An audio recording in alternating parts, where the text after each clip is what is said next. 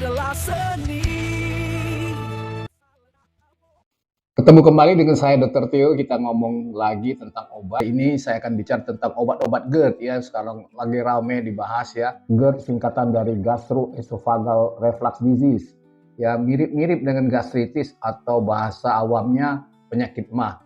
Tetapi ini sering menimbulkan sesak nafas pada pasien yang mengalami ya. Dan ini sangat tergantung dengan 3 hal: ketidakteraturan makan, pola menu makan, atau psikosomatis ya. Nah, definisi daripada GERD atau Gastroesophageal Reflux Disease adalah penyakit digestif, gangguan digestif atau saluran cerna, di mana lambung yang mengandung asam itu kembali ke atau naik ke atas ke osofagus di atas ya, yang menyebabkan beberapa gejala seperti ulu hati, rasa terbakar, regurgitasi, dan menyebabkan kerusakan ya dengan berjalannya waktu. Gejala adalah heartburn, rasa terbakar pada ulu hati, burning pain in chest, kadang-kadang juga rasa gak enak di dada ya.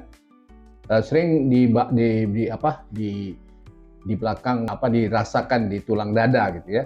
Regurgitasi, adanya backflow of food ya, yang jadi balik ke atas gitu ya. Jadi seolah-olah kadang-kadang untuk pasien merasa ada dahak gitu, nyeri dada, jadi rasa tidak nyaman pada dada ya, yang kadang-kadang dikaburkan dengan seolah-olah gejala serangan jantung ya. Jadi kadang-kadang juga timbul tanpa adanya nyeri ulu hati itu. Kemudian sakit menelan ya, jadi susah menelan, difficulty swallowing, dan sensasi makanan itu susah turun ke bawah gitu ya. Jadi seolah-olah lengket di daerah leher gitu ya. Nah, angka kejadiannya sekarang agak tinggi ya, sekitar 14% untuk kalangan dewasa. Di Indonesia ini tinggi sekali ya, 57,6%. Mungkin banyak sekali orang-orang kita ini karena salah satunya adalah karena pola menu makan ya, yang salah gitu ya. Jadi all exit produk, baik minuman atau makanan, dan all fermentation product, baik makanan dan minuman, jangan dikonsumsi sewaktu perut kita kosong. Karena itu akan meningkatkan asam lambung. Yang kedua, kemungkinannya akan mengganggu motilitas saluran cerna atau pergerakan dari saluran cerna itu sendiri ya. Nah, selanjutnya obat-obat yang kita kenal itu yang paling tua itu adalah antacid ya. Ada beberapa jenis antacid, ada aluminium hidroksid plus magnesium hidroksid, ada kalsium karbonat, ada sodium bikarbonat. Sodium bikarbonat yang dikenal dengan soda gitu ya. Mekanisme kerjanya, obat ini menetralisir asam lambung dan menghambat aktivitas pepsin. Indikasinya untuk GERD, dispepsia itu bahasa awamnya itu sendawa, cegukan gitu ya, gastritis dan peptic ulcer, dan kontraindikasi itu pada penyakit ginjal kronis.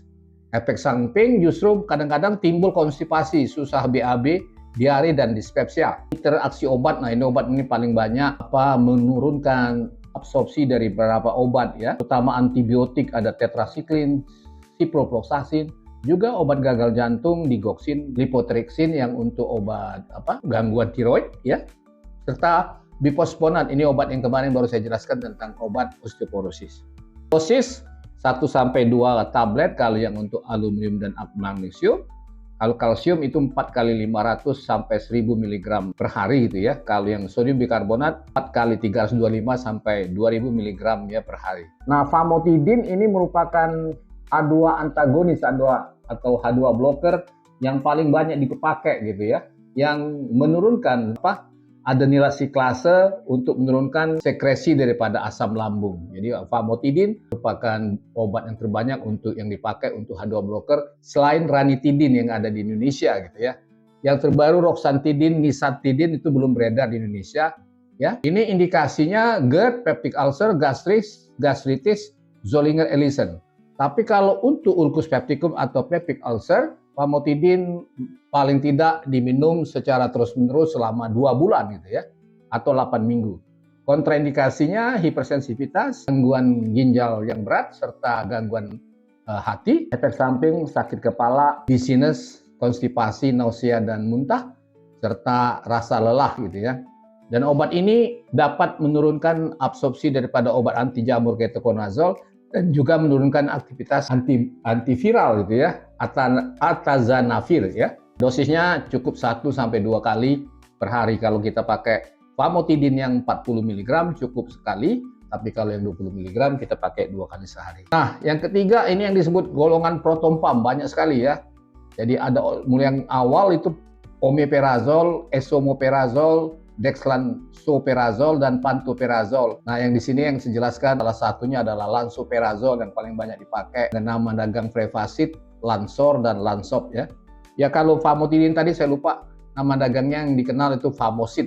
Nah, mekanisme kerjanya ini adalah suatu proton pump inhibitor atau penghambat proton pump yang memblok atau mencegah proton pump pada sel parietal yang menyebabkan penghambatan sekresi daripada asam lambung atau pelepasan asam lambung yang membuat itu untuk mengobati daripada ulkus ataupun reflux baliknya asam. Ya.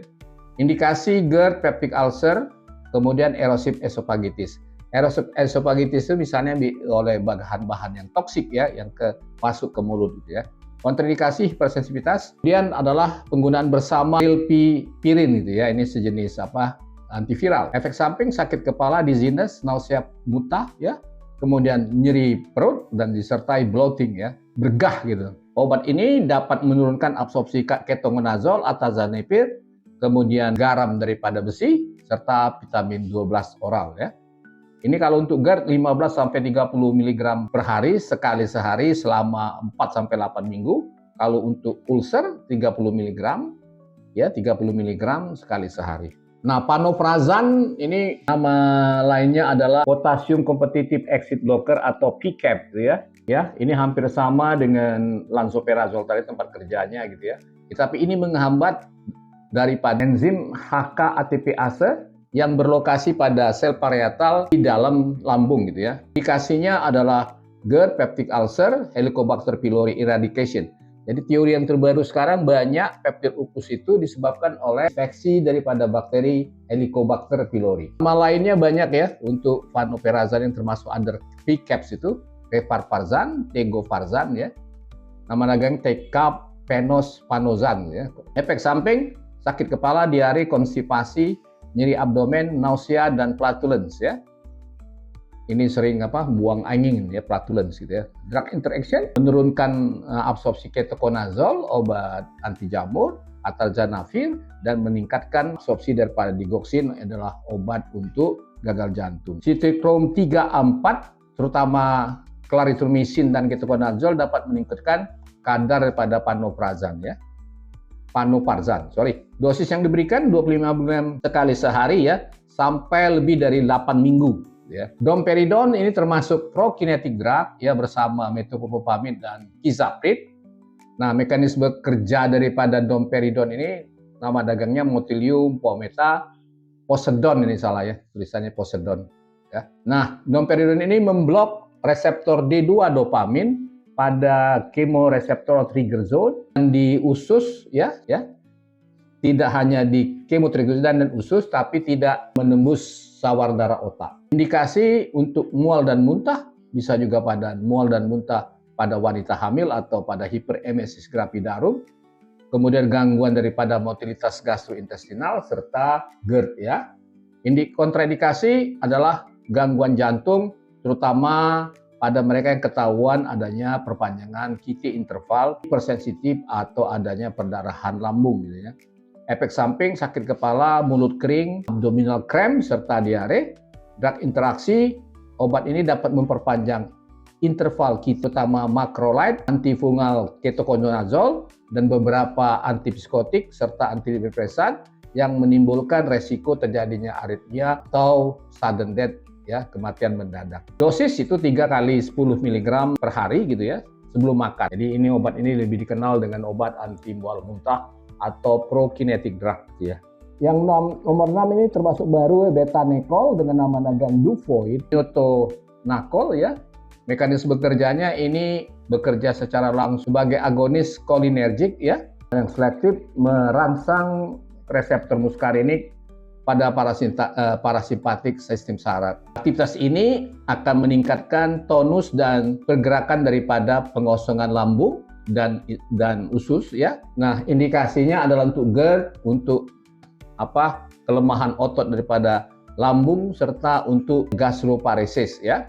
Kontraindikasi ini adalah urinary tract obstruction ya. Jadi kalau ada penyumbatan daripada saluran kemih, adanya penyakit jantung, asma, epilepsi dan Parkinson disease. Ya. Kemudian untuk efek samping abdominal cramp ya. Kemudian nausea, muntah, gitu, bradikardi serta bronkospasme ya. Nah, interaksi obat menimbulkan efek adiktif bila diberikan bersama cholinergic agent yang lain, terutama pilocarpine, dan penggunaan bersama acetylcholinesterase inhibitor itu merangsang yang disebut cholinergic crisis. Dosis itu 3 kali 10 sampai 25 mg per hari secara oral ya. Itu dulu yang bisa saya sampaikan. Terima kasih telah menonton. Silakan subscribe, like, and share. Ciao.